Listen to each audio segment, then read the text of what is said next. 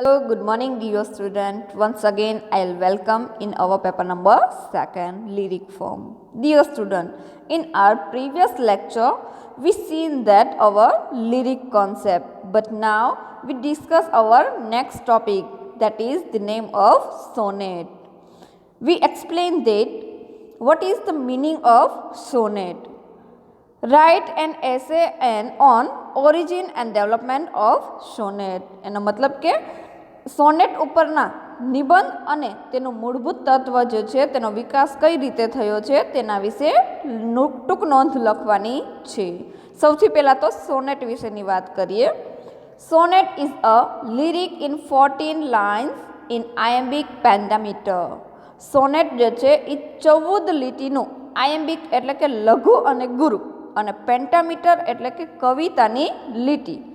Sonnet જે છે તે લઘુ ગુરુથી બનેલી 14 લીટીની એક નાની એવી કવિતા છે. The birth place of the sonnet has not been definitely determined. સોનેટનો જન્મ એટલે કે તેનું જન્મસ્થળ જે છે તે ચોક્કસ રીતે નિશ્ચિત રીતે નક્કી નથી. Most of the critics believe that. મોટાભાગના ક્રિટિકારો એટલે કે વિવેચનકારો છે તે તેવું માને છે કે that Sicily and Provence must have been the two possible source. એટલે કે સિસલી જે છે અને પ્રોવેન્સ એટલે કે એનું ઉદ્ગમ સ્થાન જે છે તે સૌથી મહત્વની બાબત જે છે. It must have been written in Italy in the later half of the 13th century. 13મી અડધી સદી એટલે કે 13મી સદીની મધ્ય ભાગમાં ઇટલીની અંદર સોનેટ લખાતું હતું. It is particular associated with the name of the great Italian poet Petrarch. પેટ્રાર્ક જે છે તે ઇટાલિયનના મહાન કવિ છે જેનું નામ છે પેટ્રાર્ક. 13મી સદીના મધ્ય ભાગમાં ઇટલીની અંદર આ પેટ્રાર્ક નામના કવિ જે છે તે સોનેટ લખતા હતા એવું એના સાહિત્ય દ્વારા માલુમ પડે છે. They have also that the form must have been used before Petrarch by Dante. પણ આપણે એવું પણ કહી શકીએ અથવા તો તેઓ એવું પણ માનતા હતા કે જ્યારે પેટ્રાર્કના ઉપયોગ પહેલાં દાંતે પણ સોનેટનો ઉપયોગ કરતા હતા. Sonnet was originally a short poem. Sonnet જે છે તે એક નાની અથવા તો ટૂંકી મૂળભૂત રીતે એક ટૂંકી કવિતા છે. Recite to the accompaniment of music કે જેને ખરેખર સંગીતની સાથે ગાવામાં આવે છે. The word sonnet has been derived from the Italian word સોનેટો.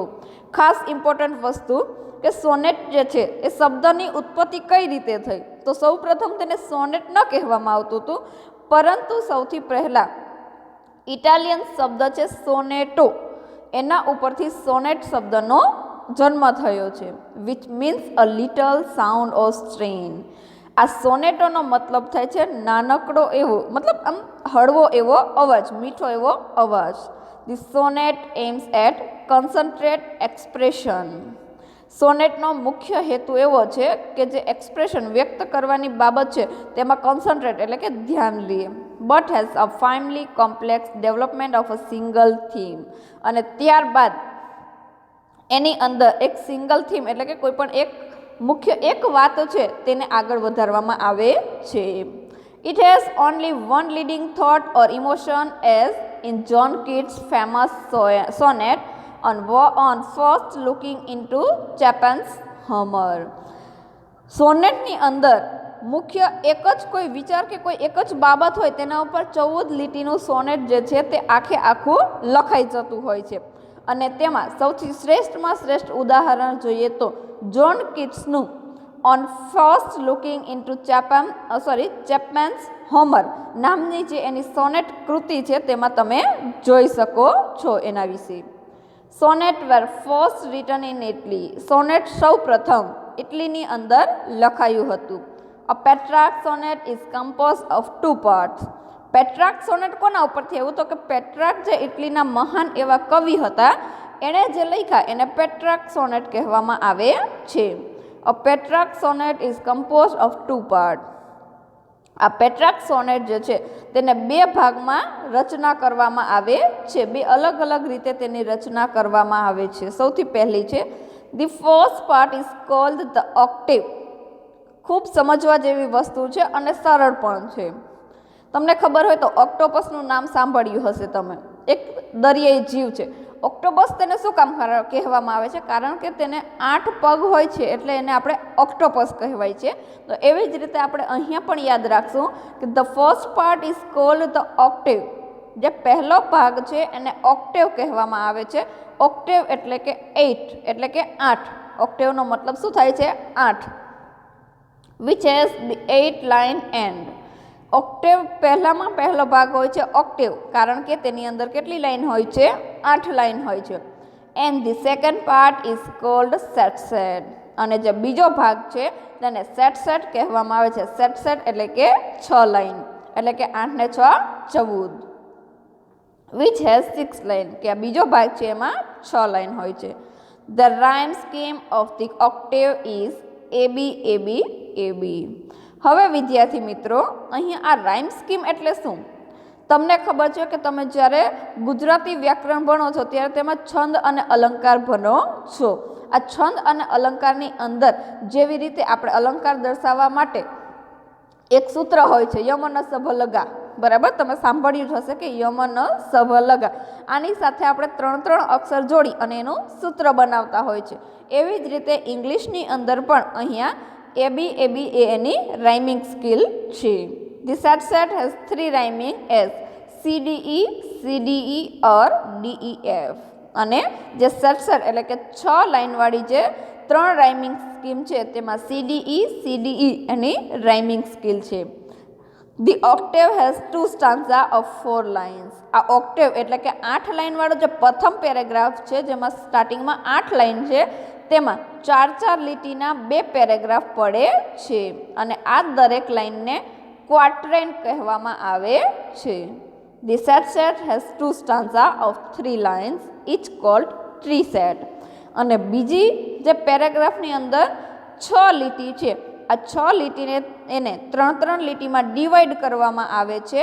અને આ દરેક લાઇનને આપણે ટેર સેટ કહેવામાં આવે છે. At the end of the 8 lines, 8 લીટીઓના અંતે there is a pause called chasm.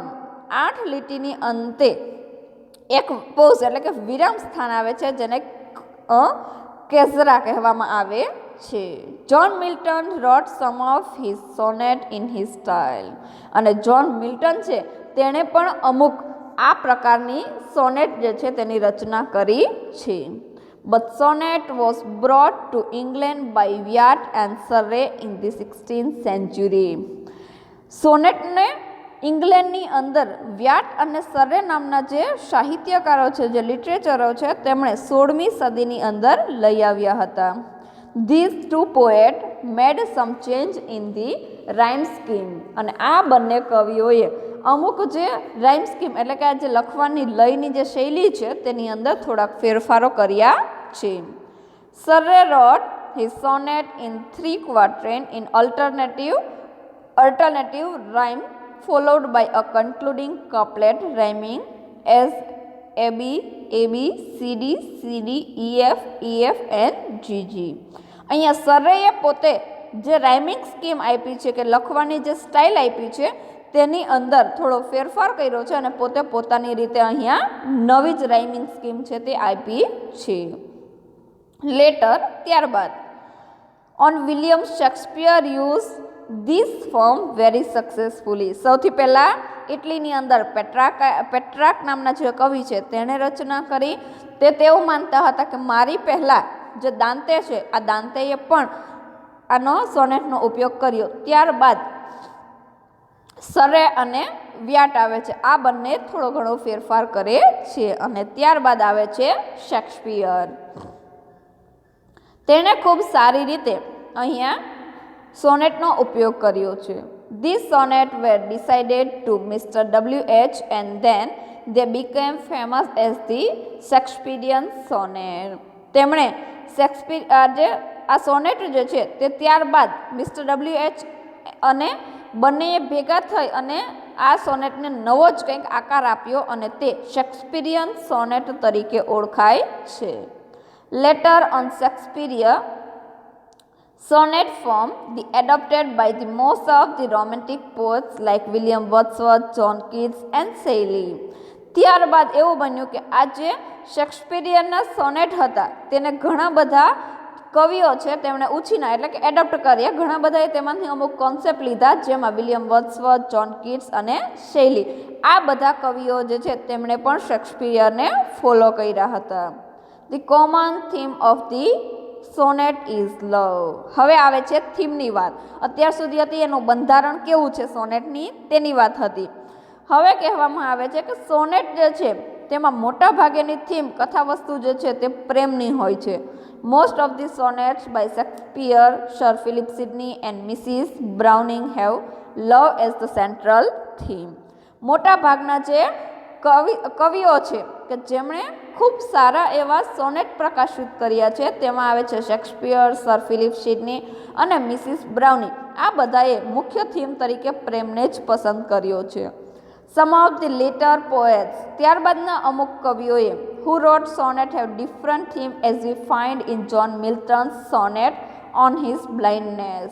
ત્યારબાદ અમુક કવિઓ આવે છે કે જેમણે પોતાની થીમની અંદર થોડો ચેન્જીસ કર્યો છે, જેની અંદર જોઈએ તો જ્હોન મિલ્ટનનું પોતાનું સરસ મજાનું સોનેટ છે ઓન હિઝ બ્લાઇન્ડનેસ, તેમાં પોતે ફેરફાર કર્યો છે. ત્યારબાદ આવે છે જોન કીટ્સ, એનું છે on first looking into Chapman's Homer, and Matthew Arnold sonnet on Shakespeare, અને મેથ્યુ અર્નોલ્ડ જે છે તેણે શેક્સપિયર ઉપર પણ સોનેટ લખ્યું છે.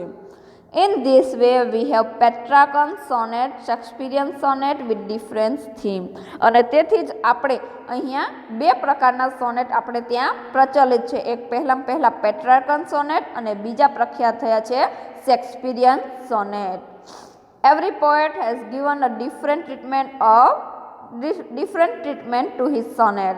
દરેક કવિઓ પોતાની રીતે અલગ અલગ રીતે પોતાના નુસ્ખાઓ અજમાવી અને સોનેટની અલગ અલગ રીતે રચના કરી છે. વિદ્યાર્થી મિત્રો, અહીંયા માત્ર સોનેટનો આપણે એક જ ક્વેશ્ચન અથવા તો એક જ જે ટોપિક છે તે છે, આના વિશેના વધારે કોઈ ટોપિક છે નહીં. એટલા માટે શોર્ટ નોટમાં આ પ્રશ્નો પૂછાવાની શક્યતા વધારે રહે છે, તેથી તમારે સારી રીતે આને રીડ કરી લેવું. Okay, have a nice day.